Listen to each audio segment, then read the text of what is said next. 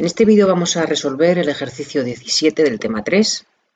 El enunciado nos dice que en un mercado competitivo operan 10 empresas idénticas con una curva de costes a corto plazo para cada una de ellas, cuya expresión es Q cuadrado partido por 4 más 64, donde Q minúscula es la producción de cada una de las empresas. La demanda de mercado para el producto viene dada por la expresión Q es igual a 1000 menos 20 por el precio, siendo P el precio del bien. En primer lugar, nos pide obtener la curva de oferta a corto plazo de cada empresa y la curva de oferta de la industria competitiva, así como determinar el equilibrio de la industria competitiva a corto plazo. Esto ya lo hemos hecho en numerosos ejercicios anteriores, por lo que directamente del apartado A os voy a dar la solución. La curva de oferta individual para cada empresa sería Q es 2 veces el precio para un precio mínimo de 0. Esta sería la curva de oferta individual que, os recuerdo, obtendríais a partir del problema de maximización del beneficio de cada empresario individual, calculando la condición de primer orden y la condición económica. Agregando las curvas de oferta individual para obtener la curva de oferta de mercado, dado que hay 10 empresas idénticas, la curva de oferta agregada vendría dada por la expresión 20 veces el precio para un precio mínimo de 0. Para determinar el equilibrio de la industria competitiva a corto plazo, lo obtendríamos igualando cantidad ofertada y cantidad demandada, para lo cual igualamos esta expresión que acabamos de obtener de la curva de oferta agregada de mercado con la curva de demanda de mercado que nos da el enunciado, y obtendríamos que la cantidad de equilibrio, cantidad que vamos a llamar Q super 0, cantidad inicial, sería 500 unidades. El precio de equilibrio P super 0 sería 25 unidades monetarias. La cantidad, por lo tanto, que produciría cada una de las empresas individuales en este equilibrio inicial sería de 50 unidades físicas. Y el beneficio de cada empresa individual sería 561 unidades monetarias. El apartado B nos pide comparar los efectos sobre el equilibrio de las siguientes medidas establecidas por el gobierno. O bien un impuesto unitario de 2 unidades monetarias por unidad producida, o bien un impuesto del 10% sobre beneficios. Vamos a ver en qué se distinguen. Vamos a calcular primero el equilibrio en el caso del impuesto unitario. Ya vimos en varios ejercicios anteriores qué es lo que ocurría al introducir un impuesto por unidad producida. Cambia nuestra curva de costes totales. Ahora va a ser Q cuadrado partido por 4 más 64 y más un coste adicional que ahora tenemos, que es el impuesto unitario, que es de 2 unidades monetarias por unidad producida. Esto nos llevará a que la condición de primer orden va a cambiar. Precio igual a coste marginal, tenemos un nuevo coste marginal. Precio va a ser igual a 2Q partido por 4, por lo tanto Q medios más 2. La condición económica ahora nos va a llevar a que el mínimo de explotación, si lo calculáis, os va a dar 0 unidades. Y el precio mínimo al cual ofertarán, el precio que corresponde al mínimo de explotación, va a ser de 2 unidades monetarias.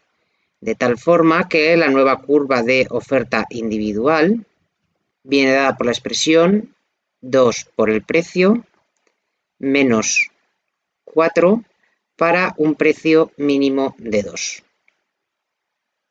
Agregando las curvas de oferta individual para obtener la curva de oferta de mercado, nos da que la nueva curva de oferta de mercado es 20p menos 40 para un precio mínimo de 2.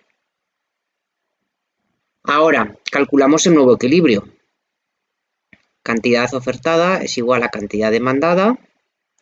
Esto nos llevará a que para el apartado I, este precio que llamamos P super I, precio de equilibrio, vamos a obtener 26 unidades monetarias y reemplazando ese precio en la curva de oferta o la de demanda, obtenemos que la cantidad nueva de equilibrio en el mercado, Q super I, va a ser 480 unidades monetarias. De tal forma que cada una de las empresas individuales en este nuevo equilibrio va a producir 48 unidades y el beneficio de cada empresa individual va a ser de 512 unidades monetarias. Y en esta situación no solo interviene consumidores y productores, sino que interviene el gobierno y obtiene una recaudación. Esta recaudación de cuánto va a ser, como es un impuesto unitario, es T por la cantidad de equilibrio que hemos dicho que era Q super I. El impuesto unitario es de 2 unidades monetarias por 512 unidades de equilibrio intercambiadas. Tenemos que la recaudación va a ser de 960 unidades monetarias. Veamos a continuación cómo resolvemos el caso de un impuesto sobre beneficios. Ahora, fijaros, lo que va a cambiar es el beneficio neto que recibe la empresa. La empresa quiere maximizar su beneficio y este beneficio inicialmente era precio por cantidades menos los costes totales. Pero ahora el beneficio neto ya no coincide con el beneficio bruto, sino que se va a ver reducida esta magnitud. En términos netos va a ser 1 menos la tasa impositiva, que vamos a llamarla, por ejemplo, T mayúscula. Esta tasa impositiva nos dicen que es un 10%, por lo tanto, este T mayúscula es 0,1. Por lo tanto, ¿cómo queda nuestro problema de maximización del beneficio? Pues vamos a tener que es precio por cantidad menos, y ahora nuestra curva de costes totales, que era la original, que es Q cuadrado partido por 4 y menos 64. Y todo ello multiplicado por 1 menos la tasa del impuesto de sociedades o impuesto sobre beneficios, que es 0,1, el 10%, luego multiplicado por 0,9. Condición de primer orden. La derivada del beneficio respecto de la cantidad se tiene que igualar a 0. Vamos a ver cómo es esta derivada. Fijaros, 0,9 es una constante. Por lo tanto, al derivar respecto a la cantidad se va a mantener fija. Y solo derivamos pues lo de dentro del corchete, que nos va a quedar precio menos, y esto no es otra cosa que el coste, la derivada del coste, que es el coste marginal. Y todo ello multiplicado por 0,9, que es constante, y esto tiene que ser igual a 0. Fijaros que este 0,9, al estar multiplicando y ser la igualdad, tenerse que igualar a 0, este 0,9 se nos va a ir, y ¿qué es lo que nos va a quedar? Exactamente la misma condición de primer orden que en el equilibrio inicial. Por lo tanto, esto quiere decir que no cambia el equilibrio. Es decir, la curva de oferta de cada empresa individual y la curva de oferta agregada de mercado va a ser la misma. El precio de equilibrio, que llamamos P2I, por ser el apartado II, va a seguir siendo el inicial, que habíamos obtenido que era 25. La cantidad de equilibrio intercambiada va a seguir siendo 500. La cantidad producida por cada empresa va a ser 50, pero sí que hay una cosa que va a cambiar, y es el beneficio de cada empresa. Porque ahora el beneficio de cada empresa va a ser el beneficio bruto, que sí que serían los 561 que habíamos obtenido inicialmente, pero multiplicado por 1 menos la tasa impositiva, que era de 0,1. Luego nos quedaría 561 por 0,9, que es 504,90 unidades monetarias, es el nuevo beneficio de cada una de las empresas. Y la recaudación, en este caso del gobierno, ¿cuánto sería? Lo que recauda de cada empresa es el tipo impositivo T por el beneficio de cada empresa y multiplicado por el número de empresas. Luego T es la tasa impositiva, 0,10, por el beneficio bruto de cada empresa, que era 561, y por n, que es el número de empresas que tenemos, que era 10. De tal forma que nos queda que la recaudación total del gobierno va a ser 561 unidades monetarias.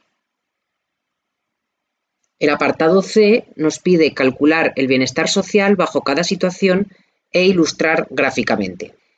Y en primer lugar vamos a hacer la representación gráfica, que directamente la voy a mostrar. Fijaros, aquí tenemos nuestra curva de demanda, que no va a cambiar. Venía dada por la expresión 1000 menos 20p.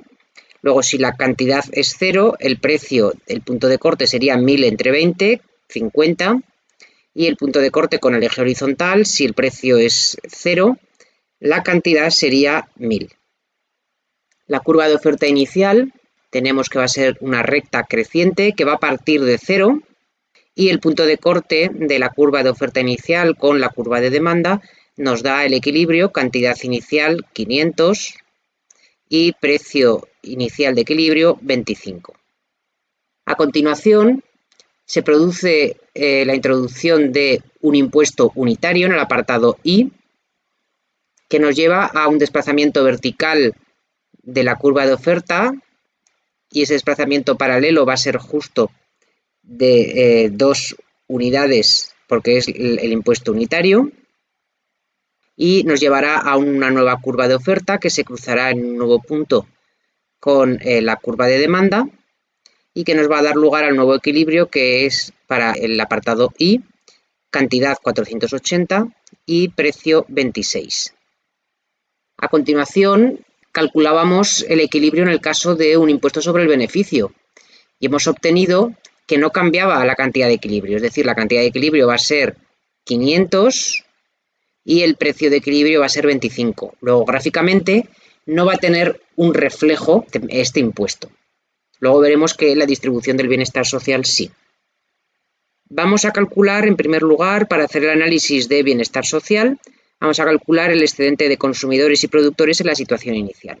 El excedente de los consumidores inicialmente sería el área del triángulo de base 500, excedente de los consumidores inicial, base 500, por altura 50 menos el precio 25, dividido por 2, y esto es igual a 6.250 unidades monetarias. Y ahora, el excedente de los productores inicialmente viene dado por el área del triángulo, que viene de la diferencia del precio de equilibrio 25 con la curva de oferta inicial. Luego es el área de todo este triángulo, base 500 y altura 25 menos 0, dividido por 2, luego también 6.250. Gráficamente será el área del triángulo que hemos coloreado en azul. Y podemos calcular el bienestar social inicial como la suma de excedente de los consumidores inicial más excedente de los productores inicial, 6.250 más 6.250, luego 12.500 unidades monetarias. A continuación vamos a calcular el bienestar social con cada uno de los impuestos. ¿Qué ocurriría con el impuesto unitario? Pues el excedente de los consumidores se vería reducido, porque ahora van a consumir menos unidades, pasan de 500 a 480 y van a pagar un precio mayor porque pasa el precio de 25 a 26 unidades monetarias. De tal manera que el excedente de los consumidores ya no es el área verde inicial, sino que se va a reducir a esta nueva área, que viene dada por la base del triángulo 480, la altura 50 menos el precio 26 y dividido por 2. Esto nos da un excedente de los consumidores de 5.760 unidades monetarias. El excedente de los productores también se va a ver reducido porque van a intercambiar menos unidades, 480, pero ya no reciben el precio de 25, ni siquiera el de 26, que es lo que pagan los consumidores, sino que de esos 26 que pagan los consumidores, hay 2 unidades monetarias que se las queda el gobierno en concepto de impuesto unitario. Por lo tanto, el precio que reciben efectivamente los productores es 24. Luego el excedente de los productores va a ser la diferencia entre ese precio efectivo, 24, y la curva de costes marginales o curva de oferta inicial. Nos indica a lo que están dispuestos a ofrecer cada unidad física del bien. Luego, en este caso, gráficamente, el área del triángulo se va a ver reducida y podemos calcular el área de ese triángulo de base 480 por la altura, que es 24 menos 0, y dividido por 2, que obtendríamos 5.760 unidades monetarias. Y ahora interviene el gobierno, por lo que obtiene un excedente. Este excedente, en este caso, como es un impuesto, es positivo. ¿Y de cuánto es el excedente? Pues será T, la tasa unitaria, por la cantidad intercambiada de equilibrio. Era la recaudación que ya la habíamos calculado anteriormente y era 960 unidades monetarias. Gráficamente es el área del rectángulo, de base la cantidad, 480, y de altura el impuesto unitario, la distancia entre las dos curvas de oferta, 2 unidades monetarias, que dibujamos en naranja. En este caso, el bienestar social va a ser la suma de excedente de los consumidores, excedente de los productores y excedente del gobierno. Si sumáis 5.760 más 5.760 más 960, tenemos que el bienestar social pasa a ser 12.480 unidades monetarias. Veamos cómo han variado el excedente de los agentes económicos y el bienestar social desde respecto de la situación inicial. El excedente de los consumidores era 6.250, ahora pasa a ser de 5.760. Fijaros que se ha visto reducido en el área de este rectángulo que estoy marcando ahora en el dibujo, más este triángulo que queda aquí en blanco. Y esa pérdida de excedente de los consumidores, disminución de excedente de los consumidores, se cuantifica en 490 unidades, la diferencia entre los excedentes. Lo mismo ocurre con los productores. Su excedente se ve reducido porque pasa de 6.250 a 5.760. La reducción es también de 490 unidades monetarias. Y aquí el que gana es el gobierno porque aumenta su excedente en 960, ya que obtiene una recaudación impositiva. Ahora bien, ¿qué ocurre con el bienestar social? El bienestar social se ve reducido y esta reducción de bienestar social o pérdida de bienestar social neto, al pasar de 12.500 a 12.480 unidades monetarias, tenemos una pérdida de bienestar social de 20 unidades monetarias, que es una pérdida de eficiencia debido a la intervención estatal. La introducción de un impuesto unitario genera una ineficiencia en el mercado. Gráficamente es el área del triángulo que queda aquí en blanco, como disminuye el excedente de los consumidores y excedente de los productores. Aunque aparece en positivo el excedente del gobierno, la suma de los 3 excedentes no llega a compensar la disminución que se produce en el bienestar social, sigue habiendo una pérdida de bienestar social de 20 unidades. Este triángulo en blanco que vamos a dibujar en rojo. Vamos a ver qué ocurre ahora en términos de bienestar social con el impuesto sobre beneficios. Fijaros que hemos obtenido que del impuesto sobre beneficios no cambiaba el equilibrio, no cambiaba precios ni cantidades de equilibrio. Por lo tanto, ¿cuál va a ser ahora el excedente de los consumidores? Pues va a ser exactamente el inicial, porque van a seguir comprando 500 unidades físicas del bien y van a seguir pagando el precio inicial de 25 unidades monetarias. Luego el excedente de los consumidores va a ser el inicial, 6.250. Ahora bien, el excedente de los productores cambia. ¿Y cómo calculamos ahora el excedente de los productores? Porque claro, gráficamente el equilibrio no ha cambiado. Lo único que podemos utilizar aquí para calcular el excedente de los productores es a partir del excedente individual. Recordamos que el excedente de los productores se puede calcular como la suma del excedente de cada uno de los productores individuales. Y el excedente de cada uno de los productores individuales, recordamos, es la ganancia por participar en el mercado, por lo tanto la diferencia entre el beneficio de producir y el beneficio de no participar en el mercado, es decir, de producir cero. El beneficio de producir habíamos obtenido que una vez descontado el impuesto sobre beneficios, el beneficio neto era 504,90 unidades monetarias. Y el beneficio de no producir coincidirá con los costes fijos de cada empresa, por lo tanto, menos 64 unidades monetarias. Luego, el excedente de cada productor individual va a ser 568,90 unidades monetarias. Luego, el excedente de los productores, en plural, será la suma para el número de empresas, que es 10, de estos 568,9 de excedente de cada uno de los productores. Luego, el excedente de los productores será 5.689 unidades monetarias. Y este excedente de los productores, en este caso, no lo podemos reflejar gráficamente, ya que no ha habido cambios en el equilibrio, pero sí que ha habido cambios en el bienestar social. Y el excedente del gobierno tenemos que va a coincidir con la recaudación impositiva, que ya hemos calculado antes, era el impuesto sobre beneficios, el 10%, por el beneficio bruto de cada empresa, por el número de empresas, habíamos obtenido que era 561 unidades monetarias. De tal manera que si ahora calculamos el bienestar social en esta situación, tendríamos que es la suma de excedente de los consumidores más excedente de los productores más excedente del gobierno,